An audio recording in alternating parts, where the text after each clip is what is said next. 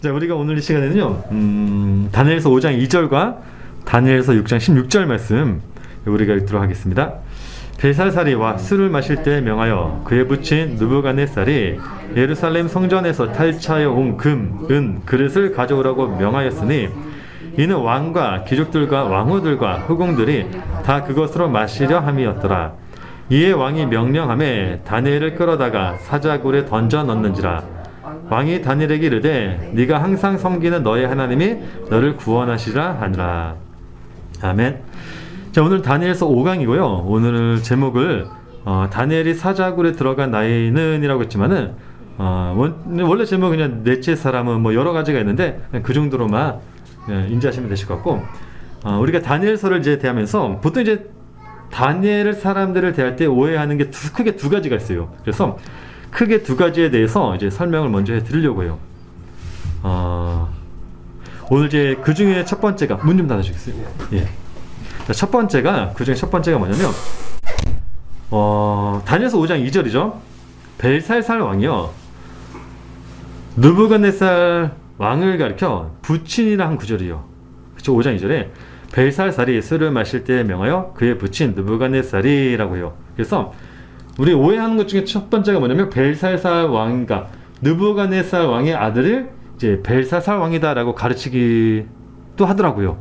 왜냐면 벨살살이 느부갓네살 왕을 가리켜 왕이라고 했기 때문에, 부친이라고 했기 때문에요. 근데 이게 실제적으로 느부갓네살 왕의 아들이 벨살살 왕이 아니에요. 달라요, 완전히. 자, 이거는 오늘 족보를 보면 우리가 알 수 있거든요. 여기 보게 되면요, 벨살살 왕 위에는요 3명의 왕이 더 있어요. 여기 보면 느부갓네살 왕이 나오죠. 느부갓네살 왕. 그 다음에 그 위에 밑에 보니까 여러 왕이 있어요. 지금 잘 안 보이지만은 리발시, 발뚝이라든가 네르갈스랑 이렇게 왕들이 있어요. 3명의 왕. 그 다음에 나오는 게 벨살살 왕이에요. 그러니까 느부갓네살 왕 밑에 3명의 왕이 더 있고, 통치 시기도 다르죠. 562년에 이거 무슨 시력 검사하는 것 같아요 지금. 그쵸? 보기나 중요한 거는 벨살살 왕은 555년부터 536년인가 8년에 통치를 했고, 그 위에 느부갓네살 왕은 위에 있다는 거예요. 그러니까 실제적으로 벨살살 왕이 부친이 느부갓네살 왕은 아니라는 거예요. 근데 이 벨살살 왕이 누구냐면, 느부갓네살 왕의 아버지가요 나보니더스라는 사람이에요. 그러니까 나보니더스라는 사람이 바벨론을 신바벨론이라고 해요. 그러니까 바벨론도 이제 나눠집니다, 시기별로. 그 중에 바벨론을 새로 일으킨 왕이 나보니더스라는 사람이에요. 이 사람이 바벨론을 일으켰고, 그 일으킨 제국을 자기 아들이 느부갓네살 왕에게 이어줘요. 근데 이 나보니더스와 벨살살 왕은 서로 친구예요. 또 친구예요. 그러니까 어떻게 보면 고대 근동의 부친이라는 의미는 어떤 의미를 가지고 있냐면, 친근감의 표현. 내가 이만큼 이 사람과 이만큼 가깝다, 내가 이 사람과 이렇게 친하다라는 의미로 사용되는 게 부친이라는 단어라는 거예요. 그러니까 많은 분들이 착각하는 게 벨살살 왕이 느부갓네살 왕의 아들이다 라고 가르치지만 실제로는 그게 아니라는 거예요. 자, 두 번째, 우리가 이야기 말씀드렸듯이 다니엘이 사자굴에 들어간 나이가 몇 세인지에 대해서 또 살펴보려고 합니다. 자, 첫 번째 문제는 해결이 됐어요. 자, 많은 사람들이 다니엘이 사자굴에 들어간 나이를 어떻게 가르치고 있죠? 다 청년이에요. 다 청년.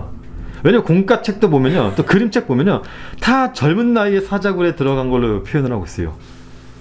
그런데 제가 예전에도 말씀드렸지만은 다니엘이 사자굴에 들어간 나이가 대충 얼마라고 말씀드렸죠? 예, 80세 이상 된 노인이었어요. 우리가 알고 있는 그 다니엘의 젊었을 때 사자굴에 들어가서 막, 절대 아니에요. 그렇게 생각하시면 안 됩니다. 자, 잘 보세요. 왜냐면 설명을 드려볼게요.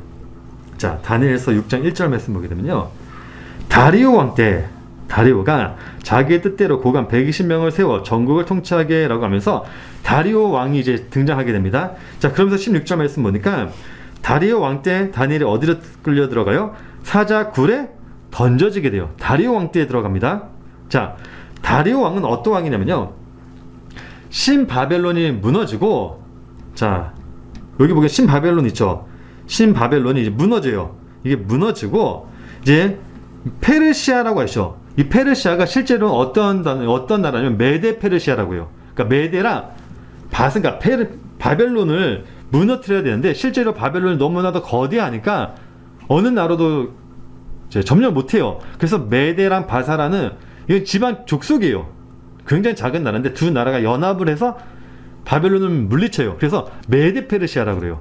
근데 메데라는 지역이 이제 나중에 사라지고 페르시아만 남게 되는데, 자, 아무튼 이 신바벨론이 무너지고 메데와 바사의 연합국이 하나가 되어 페르시아가 세워지고 페르시아와 그리스와의 전투를 이끌었던 왕이 누구냐면 이 다리오 왕이에요.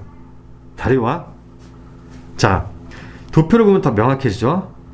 다리오 왕이, 자, 여기 신바벨론이 느부갓네살 왕, 벨사살 왕은 이제 없어지게 됩니다. 그 다음에 고레스에 의해서 메데 페르시아가 발생하게 돼요. 이때 나온 게 누구냐면 다리오 왕이 이제 등장하게 돼요. 여기 보시면 다리오 왕이 이제 등장하게 됩니다. 그러니까 시기적으로 보면 얼마나 지났어요? 너무 작아서 안 보이네요. 자, 605년에서 562년 이때가 다니엘이 바벨론에 끌려갔을 때요. 이때 성경에서는 뭐라고 기억하고 있죠? 다니엘을 청년으로 기록하고 있습니다. 자, 다니엘서 1장 4절 말씀 보게 되면 곧 흠이 없고 용모가 아름다우며 모든 지혜를 통찰하며 지식에 통달하며 학문에 익숙하며 왕궁에 설 만한 소년을 데려가게 하였고, 소년이에요. 소년 때 다니엘이 어디로 끌려가요? 바벨론으로 끌려가요. 그쵸? 그리고 나서 다리오 왕, 이때 다 무너져요. 이 기간이 대략 605년에서 486년 사이에요. 그러니까 굉장히 많은 시간이 흘렀죠. 100년이 넘은 시간을 흘렸어요. 그러니까 다니엘이 청년 때에 끌려갔다가 다리오 왕 때라면 대충 얼마로 잡을 수가 있어요? 적어도 80세 이상이 되는 거예요. 그때 다니엘이 사자굴에 던져졌으니까요. 그러니까 다니엘은 굉장히 오랜 세월 기간 동안 성경에 기록이 되어 있는 거예요. 그 삶이 당연히 청년 때에 기록된 것이 아니라. 그러니까 다니엘이 사자굴에 들어갔을 때 나이가 얼마라고요? 할아버지 때 들어갔어요. 젊었을 때가 아니라 할아버지 때. 자, 근데 중요한 게, 요게 중요한 게 이제부터예요. 왜냐면 성경의 인물을 보게 되면 보통 대부분 한 중요한 시기 때만 등장했다가 사라져요. 그쵸? 예를 들어 아담이 선악과 나무를 먹고 에덴에서 쫓겨나요. 그 다음에 아담이 죽었습니까? 아담은 계속 살았어. 아담 나이가 얼마나 오래 살았는데, 아담이요. 그쵸? 근데 아담은 사라져요. 그쵸? 무드셀라는 인물도 마찬가지입니다. 에녹이 무드셀라를 낳아요. 무드셀라가 언제 죽었죠? 무드셀라가? 노아 홍수 때 죽었어요. 그쵸? 그래, 무드셀라 이름이 뭐죠? 창 던지는 자. 제가 예전에 설명드렸죠. 무드셀라가 죽으면 세상에 무엇이 임한다? 하나님의 심판이 임한다. 근데 그때까지 또 살아있던 사람이 누구예요? 아담이 그 중간까지 살아있었다니까요. 함께 했다니까. 아담은 죽지 않았어요. 그러니까 성경에 보게 되면, 인물 역사를 보게 되면 실제적으로 아담이 잠깐 등장했다가 없어졌다고 해서 죽었다, 이거 아니에요. 끝까지 살아있어요. 무드셀라도 마찬가지고. 단 에녹만 좀 더 살다가 좀 더 이제 빨리 간 것뿐이지, 성경에 기록된 인물들은 그 당시에 다 같이 살고 있었어요. 할아버지, 할머니, 증조 할아버지 다 살고 있었단 말이에요. 근데 성경에 보면 그냥 보통 그렇게 잠깐 등장하다가 사라지고 등장하고 사라지고 그래요. 그쵸? 아브람도 마찬가지죠. 아브람도 중간에 그 사건만 잠깐 있지, 그 뒤로 이삭 사건 뒤에는 사라져요. 이삭도 마찬가지고, 다윗도 마찬가지죠. 왕이 재건했다고 없어진 거 아니고 그냥 사라지잖아요. 살아 있음에도 불구하고. 근데 유일하게 성경에서 젊었을 때부터 나이가 많았을 때에도 하나님께 사용된 인물은 누구냐면 다니엘만 유일하게 등장해요. 다 등장했다가 없어지고, 등장했다 없어지고 하는데, 다니엘만큼은 젊었을 때부터 쉽게 말하면 나이든 늙은 이때까지 계속 성경에 등장하고 있다는 거예요. 왜 그럴까요? 중요한 건 이거. 왜 그랬을까요? 왜 그랬을까요? 그건 사도행전 2장 17절 말씀이 어떤 말씀인지를 가르쳐 주기 위해서 이 표본이 있는 거예요. 그러니까 이거는 다니엘은 그냥 단순히 다니엘이다 이건 아니라, 그 다니엘은 인물이다라는 것이 아니라, 하나님이 다니엘이라는 인물을 가르쳐 무엇을 설명해 내려고 하냐면, 지금 그리스도인은 이 땅에서 어떻게 존재하는지에 대해서 설명하기 위해서 이 다니엘이라는 인물이 젊었을 때부터 나이 많은 그 시기까지 등장하고 있거든요. 자, 사도행전 2장 17절이 어떤 말씀이죠? 우리가 나중에 또 한 번 살펴보겠지만은, 사도행전 2장 17절 말씀 보면 이런 말씀이 있어요. 하나님이 말씀하시기를, 말세 내가 내 영을 모든 육체에 부어주리니 너희의 자녀들은 예언할 것이요 너희의 젊은이들은 환상을 보고 너희의 늙은이들은 꿈을 꾸는 이 말씀이 있어요. 그리고 이건 단순한 말씀이 아니에요. 이 말씀이 어떤 말씀이냐면 누구나가 하나님의 영을 받으면 무엇을 하게 된다는 거예요. 쉽게 그러면 꿈과 환상을 보고 예언을 하게 된대요. 그게 누구죠? 다니엘이죠. 꿈을 봤죠. 환상을 보죠. 예언했죠. 다니엘서에 의해서 앞에는 역사서이지만 뒤는 무엇으로 되어 있다 그랬죠? 예언서로 되어 있다 그랬죠. 그러니까 다니엘은 지금 이 시대 그리스도인, 하나님의 영을 받은 이 그리스도인이, 자, 영이란 게 뭐라고 했죠? 하나님의 영, 이게 무엇을 의미한다고 했죠? 지혜와 계시라고 했잖아요. 그래서 바울이 에베소 교회 성도들에게 편지를 할 때 뭐라 그랬죠? 너희가 지혜와 계시의 영을 받아가지고, 그쵸? 그 말을 하잖아요. 이 영은 지혜와 계시를 의미해요, 결국에는. 자, 그러니까 다니엘은 지금 하나님의 영을 받아가지고 젊었을 때나 뭐 자녀들이었거나 늙을 때나 뭐 하고 있는 거죠? 꿈과 환상과 뭐 예언을 하고 있는 거예요. 그게 지금 그리스도인들의 모습이란 거예요. 자, 그렇다면 중요한 건 사도행전 2장 17절 이 말씀의 핵심이 무엇입니까? 왜 하나님이 그리스도인들에게 영을 주고 꿈을 주고 환상을 주고 예언을 하게 한다는 거죠? 왜? 이 시대에 많은 한국 교회들이 예언을 하려고 하고 꿈을 꾸려고 뭐 환상을 보려고 해요. 환상 많이 보려고 하잖아요. 환상 보기 원하고. 꿈속에서 하나님이 나에게 어떤 말씀을 하실까? 이 꿈은 무슨 꿈이지? 그쵸? 나의 인생은 어떻게 되지? 뭐 예언하는 목사님들 많이 찾아가고 하잖아요. 그러니까 하나님이 왜 하나님의 일명 성령을 줘서 왜 우리들에게 꿈을 꾸게 하고 환상을 보게 하고 왜 예언을 하게 하냐는 거예요. 왜? 이거 그리스도인이라면 당연히 해야 되는 거예요. 당연히. 그리스도인이라면, 내가 하나님의 자녀라면 우리는 당연히 예언을 하고 꿈을 꾸고 환상을 봐야 돼요. 성령을 보십니까? 못 보신다면 그리스도인이 아니라니까요. 우리가 성령을 받았다면 예언해야 된다니까요. 꿈을 꿔야 돼요. 환상을 보셔야 돼요. 근데 우리 그 꿈이 뭔지도 모르고 환상이 무엇인지도 모르고 예언도 무엇인지를 모르고 있는 거예요. 지금 이 시대에. 오직하면 모세가 이스라엘 백성들에게 뭐라고 했습니까? 너네들도 제발 하나님의 영을 받아 나와 같았으면 좋겠다. 얼마나 이스라엘 백성들이 말을 안 들으면 자기의 심정에 대해서 표현하기 위해서 너희들 말세 때는 하나님이 받은 그 영을 받아서 너희들 다 예언하길 바란다 라고 이야기를 하잖아요. 오직하면. 근데 그 시대가 지금 이 시대라는 거예요. 구원 받으셨습니까? 구원 받았다는 것은 내가 하나님의 영을 받았다는 거예요. 하나님의 육체를 받았다는 거죠. 우리 꿈과 예언과 환상은 이걸 모르는 거예요. 이 말씀의 핵심이 무슨 말씀입니까? 꿈과 환상을 보고 예언을 하는 그 핵심이 뭐냐는 거예요. 그 뭐냐는 거예요. 하나님이 그리스도인, 즉 하나님의 자녀들에게 그의 영을 줘서 꿈과 환상을 보게 하고 예언을 하게 한 이유는 단 하나예요. 이 땅에 하나님이 어떻게 자기 자신을 나타내고 계시는지를 알게 하기 위해서 주시는 거예요. 단 하나. 자, 느부갓네살 왕과 페르시아 왕을 보면요, 이들의 꿈과 환상을 봐요. 하나님이 이들에게도 꿈과 환상을 줬습니다. 그 다니엘서에 보게 되면 뭐 벽에 뭐 글씨가 써져 있고 뭐 이런 내용 아시죠? 한번 읽어보시면 그런 내용이 있어요. 느부갓네살은 막 꿈을 꾸는데 뭐 석상이 서 있고 석상 머리는 어떻고 가슴은 어떻고 발은 어떻고 뭐 손 어떻고 이런 환상을 봐요. 환상을 준다니까요. 준 이유는 단 하나예요. 하나님이 친히 자기 자신이 누구인지를 알게 하기 위해서 꿈과 환상을 줘요. 단 하나라니까요. 자, 다니엘서 3장 26절에서 27, 뭐 30절까지인데 한번 다 읽어볼게요. 제가 읽어드릴게요. 느부갓네살이 맹렬히 타는 풀무불 아기 가까이 가서 불러 이르되 지극히 높으신 하나님의 종 사드락 메삭 아벳느고야 나와서 이리로 오라 하매 사드락과 메삭과 아벳느고가 불 가운데서 나온지라.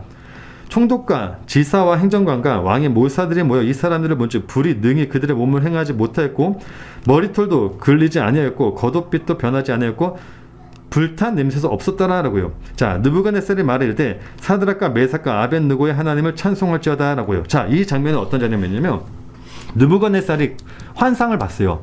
환상을 보고 다니엘에게 환상에는 이제 다 이게 어떤 것이다라고 다 해석을 해줬어요. 다니엘이 느부갓네살이 그 사건을 읽고 결국에는 다니엘을 풀물불에 던지는 사건이 있거든요. 그 사건을 통해서 느부갓네살 왕이 깨달은 게 뭐죠?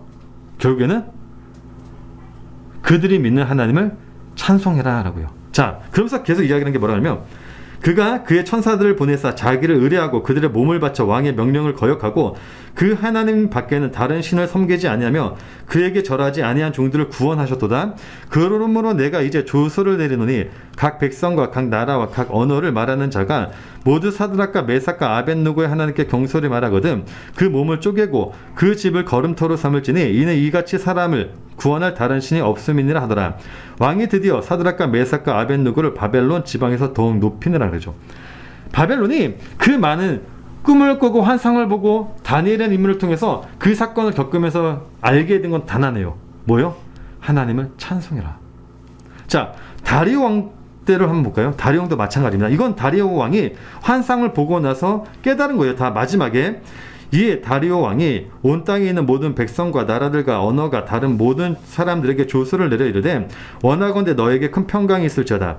내가 이제 조서를 내리노라. 내 나라 관할 아래에 있는 사람들은 다 다니엘의 하나님 앞에서 떨며 두려워할지니 그는 살아계신 하나님이시오 영원히 변하지 않으실 이시며 그의 나라는 멸망하지 아니할 것이요 그의 권세는 무궁할 것이며 그는 구원도 하시며 건져내기도 하시며 하늘에서든지 땅에서든지 이적과 기사를 행하시는 이로써 다니엘을 구원하여 사자 입에서 벗어나게 하셨음이라 하였더라. 이 다니엘이 다리오 왕의 시대와 바사사란 고레스 왕의 시대에 형통하였더라라고 하죠. 하나님이 왜 그들에게 꿈과 환상을 주는 거죠? 결국은 단 하나니까요. 이 세상에 하나님이라는 신이 어떠한 신을 가르쳐주기 위해서 그런 거예요. 단 하나예요. 우리가 막 꿈을 꾸고 해몽을 하고 이 꿈은 나에게 어떤 이익을 줄까? 나에게 어떤 해로움을 줄까? 내가 이 꿈은 나의 어떤 내 앞길에 어떤 일이 있을까? 이런 거는 아무 상관이 없어요. 하나님이 우리들에게 꿈과 환상을 주시는 단 하나. 하나님을 가르쳐 주기 위해서 그런 거예요. 이건 다니엘도 마찬가지입니다. 자, 보세요. 다니엘이 7장에서부터 보게 되면 꿈과 환상에 대해 내용이 쫙 기록이 되어 있어요. 자, 하나님이 다니엘에게 꿈과 환상을 준 이유가 뭐죠? 꿈과 환상을 준 이유가 뭐죠? 단 하나잖아요. 다니엘이 꾼 꿈과 환상의 결론이 뭐죠? 결론. 하나님의 나라가 어떻게 이 땅에 임하게 되는지. 적그리스도인가 이런 거예요. 먼저 설명드리면 아수르는 멸망하고 바벨론이 일어서게 되고 바벨론이 멸망하면 페르시아가 일어나게 되고 페르시아가 일어나게 되면 결국 헬라 제국에 의해서 멸망을 당하고 헬라 제국은 결국 멸망을 당하고 이제 로마라는 나라가 일어나게 돼가지고 열 왕이 이제 그 나라를 압제하게 되는데 그 압제는 지금까지 너네들이 겪었던 공포보다 더 클 거야. 그렇지만 그 열 왕을 열 뿔로 설명하거든요. 열 뿔 중에 세 뿔이 부러지고 작은 뿔 하나가 나타나가지고 그 모든 것을 이기더라. 뭐 성도들 싸워서 이기더라라고 하면서 그 작은 뿔로 이제 하나님의 나라가 이 땅에 임하게 될 거야라고 하면서 예수 그리스도의 설명을 해요. 하나님이 다니엘에게 꿈과 환상을 준 이유는 단 하나예요. 내 열심으로 어떻게 내 나라가 이 땅에 세워지는지를 알게 하기 위해서. 꿈과 환상의 내용은 그렇게 되어 있습니다. 하나님이 꿈과 환상을 준 건 결국 하나님이 어떻게 이 세상을 이끌고 있고 어떻게 하나님의 나라가 이 땅에 도래하게 되는지에 대해 설명한 게 하나님이 꿈과 환상을 준 목적이에요. 근데 중요한 건 다니엘이 나중에 이거를 알게 되면서 무엇을 갖게 되면 믿음을 그지라는 걸 갖게 돼요. 믿음. 성님들, 우리가 다니엘을 교회에서 가르칠 때 다니엘을 정말 믿음의 조사, 믿음이 있는 것처럼 많이 가르쳐요. 그렇죠? 다니엘은 그렇게 믿음으로 하나님께 기도했고 믿음으로 다니엘은 살았어. 그렇기 때문에 우리도 믿음으로 살아야 돼 라고 가르쳐요. 그러지 않나요? 전 어렸을 때 그랬어요. 다니엘에 대해서 성경 공부만 하면 늘 사자굴 또 불기둥 하면서 늘 그곳에서 우리는 믿음을 가지고 있어야지만 우리는 살 수 있다라고 가르쳤어요. 가르침을 받았어요. 저는요. 지금까지 그렇게. 근데 성경에서 가르치는 다니엘의 믿음은 그런 게 아니에요. 성님들, 다니엘이 진짜 성경에서 말하는 그 믿음, 우리가 생각하는 그 믿음 말고요. 신뢰하는 그런 믿음이 아니라 진짜 성경에서 말하는 그 믿음을 언제 가진 줄 아십니까? 다니엘이? 다리오 왕 때 가졌어요. 믿음이란 게 처음으로. 다리오 왕이 언제였죠? 바벨론 느부갓네살 왕은 이제 세운 그 바벨론은 무너지고 메대와 바세가 연합해서 세운 나라가 이제 페르시아인데 그때 그 나라를 통치하게 된 게 고레스 왕 이후거든요. 그때 이제 다리오 왕 때인데 그때 다니엘이 믿음이란 걸 처음 가져요. 그 전에 다니엘이 가졌던 건 믿음이라고 하진 않아요. 믿음이라고 할 수가 없어요. 쉽게 말하면 다니엘이 느부갓네살 왕에 의해 가지고 바벨론을 끌려가죠. 그러면서 왕의 음식을 자기 먹지 않겠다라고 선언도 하죠. 그렇죠? 그러고 나서도 어디 갔죠? 불구덩이에도 들어갔잖아요. 그때도 다니엘은 믿음이란 게 없었어요. 믿음은 진짜 성경에서 말하는 믿음은 언제 생겼냐면 그 이후에 생겨요. 자 보세요. 왜 그런지 다니엘서 3장 17절 말씀 한번 볼게요. 자, 이때 나오는 믿음은 다니엘이 가지고 있던 종교심, 즉 신념과 같았어요. 신념. 우리가 굳건하게 붙잡고 있는 거 있죠. 나 하나님 믿기 때문에 나 이거 안 할 거야. 하나님의 말씀 난 살 거야. 이런 신념. 자, 3장 17절 말씀 보게 되면 요 분명히 딱 드러나요. 왕이여, 우리가 섬기는 하나님이 계시다면 우리를 맹렬히 타는 풀무불 가운데에서 능히 건져내시겠고 왕의 손에서도 건져내시라. 여기 정말 믿음인 것 같아요. 그렇지, 근데 중요한 건 18절이죠. 만약에 그렇게 하지 아니하실지라도 왕이여, 우리가 왕의 신들을 섬기지도 아니하고 왕이 세우신 금심상에도 절하지도 아니할 줄을 아옵소서라고 해요. 이건 뭐냐면 다니엘이 가지고 있던 종교심이에요. 그냥 신념과 같다니까요. 내가 이렇게 했을 때 하나님이 나를 이렇게 해주실 거야. 그렇지만 하나님이 그렇게 하지 않는다고 할지라도 나는 왕의 섬기는 신에게 절하지 않을 거예요. 그 신념과 같아요. 종교심. 자, 이거는 바로 다니엘의 느부갓네살 왕 때 가지고 있던 신념이었습니다. 자, 그런데 그 이후로 다니엘이 이제 사자굴에 던져지게 되죠. 그쵸? 아까 봤듯이. 그때 다니엘이 어떻게 반응한 줄 아십니까? 풀무불에 던져질 때는 지금 우리가 읽은 것처럼 반응을 했어요. 하나님 나를 구원해 주실 거예요? 하지만 근데 구원해 주지 않는다고 하더라도 나는 그렇게 안 할 거예요. 근데 사자굴에 던져질 때는 다니엘이 어떻게 반응한 줄 아십니까? 자, 다시 얘기하면 지금 풀무불에 던져졌을 때는 다니엘이 젊었을 때예요. 청년 때였습니다. 사자굴에 던져졌을 때는 할아버지예요. 이제 모든 것을 다 겪은 늙은 할아버지 입장이에요. 자, 그때 사자굴에 던져질 때 다니엘이 어떻게 반응한 줄 아십니까? 반응이란 걸 하지 않아요. 반응이 없어요. 젊었을 때는 반응이란 걸 해요. 나는 하나님 이렇게 믿으니까 날 구원해 주실 거예요. 근데 구원해 주지 않는다고 해도 나는 안 할 거야 라고 하는데 젊었을 때는 예, 아 대단합니까? 히브리인들이 갖고 있던 믿음이니까요. 근데 나이들 할아버지가 돼서 사자굴에 던질 반응이란 걸 안 해요.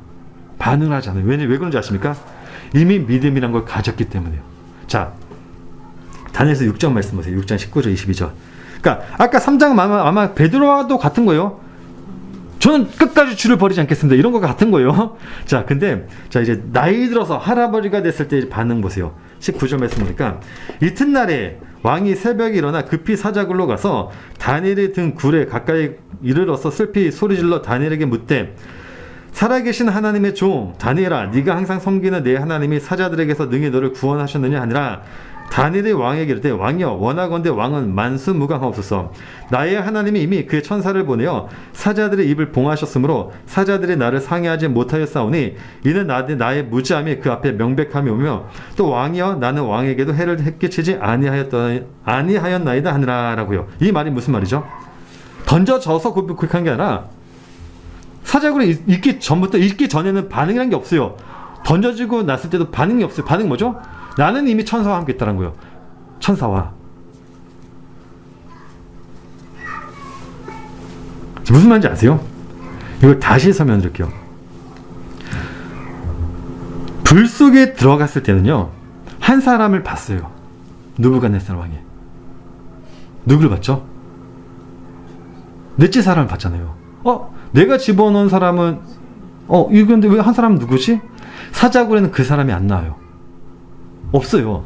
모습이 없다니까요. 사자굴에는 누구만 있어요? 다니엘과 그의 세 친구만 있어요. 근데 다니엘은 뭐라 그래요? 이미 그 사람이 그 공간에 없는데 이미 하나님께서 뭐 했다는 거예요? 그 천사를 보내 사자들의 입을 봉했다는 거예요. 그냥.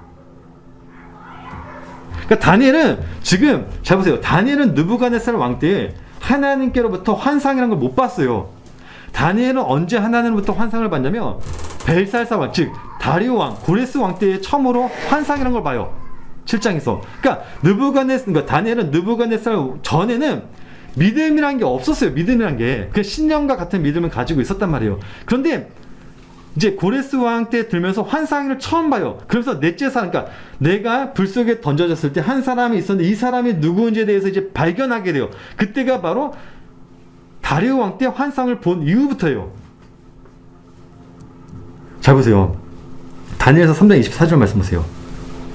그때 느부갓네살 왕이 놀라 급히 일어나서 모사들에게 물으되 우리가 결박하여 불 가운데 던진 자는 세 사람이 아니었느냐 하니 그들이 왕에게 대답하여 이르되 왕이 올소이다 하더라. 왕이 또 말하 이르되 내가 보내 결박하지 아니한 네 사람이 불 가운데로 다니는데 상하지도 아니하였고 그 넷째의 모양은 신들의 아들과 같도다 하더라 라고 이야기를 해요. 자 보세요. 자 9장을 가볼게요. 9장에 가게 되면 나의 하나님이 이미 그의 천사들을 보내어 그 천사가 누군지 이미 안 거예요. 그 넷째 사람이 누군지를 알게 된 거예요. 왜?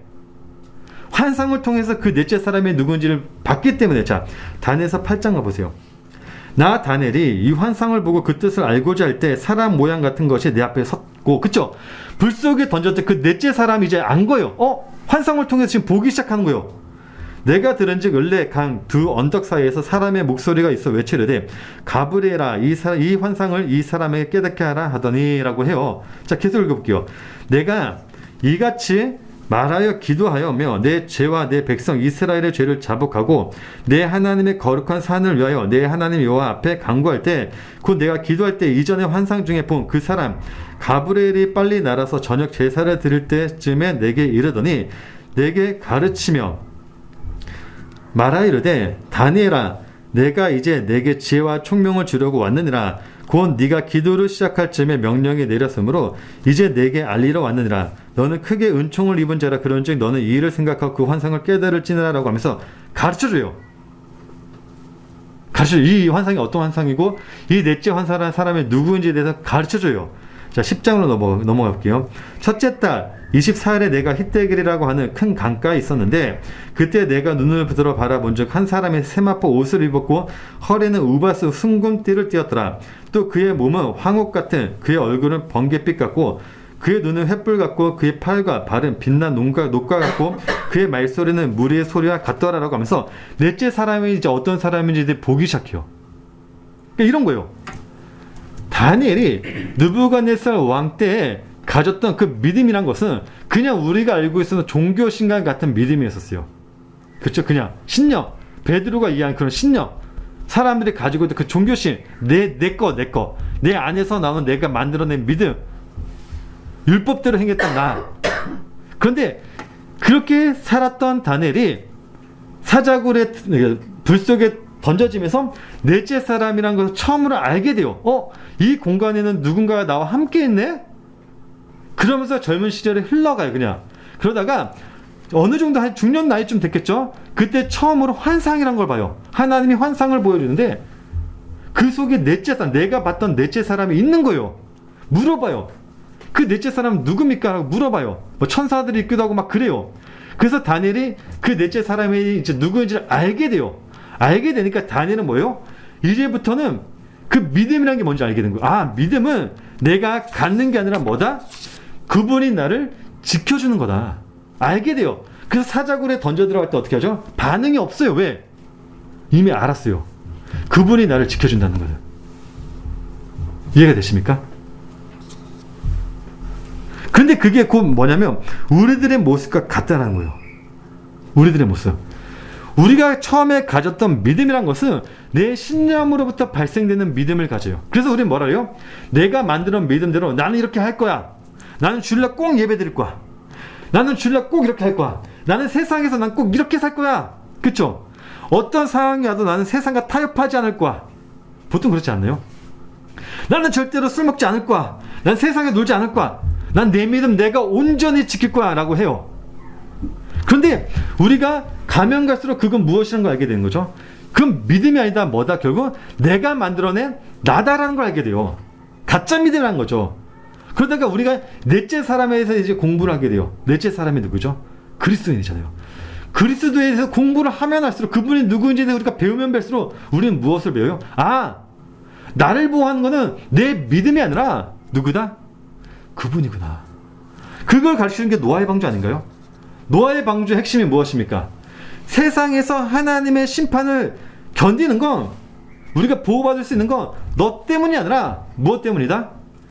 예수님이 우리를 품고 있기 때문이다. 그쵸? 우리 그 속에 있는 거예요. 이스라엘 백성들이 가나안 땅에 들어갈 때 애굽에서 무엇을 했습니까? 그냥 법궤가 가라는 대로만 가요. 그냥 구름기들과 불기둥 이들을 보호하고 있었죠. 밤낮. 그리고 이들은 법궤가 가는 대로만 간 거예요. 이걸 의미하는 게 뭐죠? 노아의 방주잖아요. 예수 그리스도. 우리 그것만 그냥 보고 가라는 대로만 가는 거예요. 그냥 보호 속에서 우리가 한 게 없다는 걸 알게 되니까 우리 무엇을 배워요? 믿음을 배우는 거예요. 그 믿음을 반응할 수가 없는 거죠. 내 믿음이 반응을 할 수가 없어요. 왜요? 가짜는 걸 알기 때문에. 세상에서 나가라서 죽으라고 하면 그냥 가는 거죠. 세상이 나에게 무엇을 요구하든 반응이라는 거 할 수가 없는 거죠. 내가 죽었는데 어떻게 반응을 합니까? 예수님이 나를 보호해주고 있는데 우리가 무엇을 반응을 해요? 반응해봤자 할 수 있는 건 죄밖에 없으니까요. 예수님이 우리를 보호하고 있는데 우리가 무엇을 거기에서 무슨 말을 더 할 수 있냐는 거예요. 안 그렇습니까? 그래서 우리는 말씀을 통해서 누구를 배우냐면 믿음, 율법, 은혜 이걸 배우는 게 아니라 예수 그리스도 그 넷째 사람만 배우면 돼요. 그 넷째 사람이 누구인지만 우리는 알면 되는 거예요. 그냥 알고 가면 되는 거예요. 그래서 다니엘이 마지막에 뭐라고 한 겁니까? 이 글을 읽고 연구하게 되면 이 말이 무슨 말인지 깨닫게 될 것이고 그것을 깨닫게 되면 너희들은 그냥 이 땅에서 평안을 얻고 쉬다가 너희들의 몫을 누리며 살면 돼 라고 이야기를 한 거예요. 그래서 마치 내가 그랬던 것처럼 다니엘도 몰랐어요. 그 넷째 사람이 누구인지 그 환상이 무엇인지 몰랐어요. 그래서 우리가 이제 그 환상에 대해서 보겠지만 다니엘은 늘 물어봐요. 저건 뭐예요? 이거 지금 무슨 상황이에요? 계속 물어봐요. 모르니까. 물어본다면 그 가르쳐줘요. 또 하나님이 천사를 통해서도 가르쳐주고 가브리엘 천사를 통해서도 가르쳐주고 가르쳐줘요. 이렇게 가다 보니까 다니엘은 믿음이란 걸 알게 되고 그 넷째 사람의 복음을 알게 되는 거죠. 그러면서 내가 그랬던 것처럼 너희들도 그렇게 될 거야 라고 던지잖아요. 마지막 말씀이죠. 다니엘서 12장이 마지막 장인데 볼게요. 그가 이르되 다니엘아 갈저다. 이 말은 마지막 때까지 간수하고 봉함할 것임이라.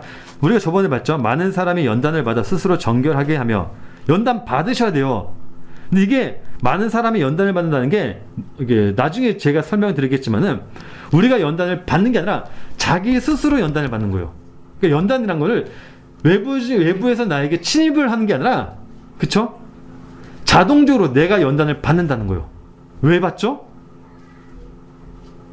보통 우리 연단을 하면 많은 교회에서 연단을 가르쳐 어떻게 가르치죠? 세상이 우리들에게 환난을 줄 거고 우리를 괴롭힐 거야 라고 가르쳐요. 그쵸? 그래서 우리는 더 굳건해져야 됩니다 라고 가르치는데 아니에요. 성경은 그렇게 가르치지 않아요. 연단은 내가 만들어내는 거예요. 내가. 자동사란 말이에요. 내가 스스로 만들어내는 거예요. 왜? 말씀을 공부하면 공부할수록 무엇이 깨지기 때문에요?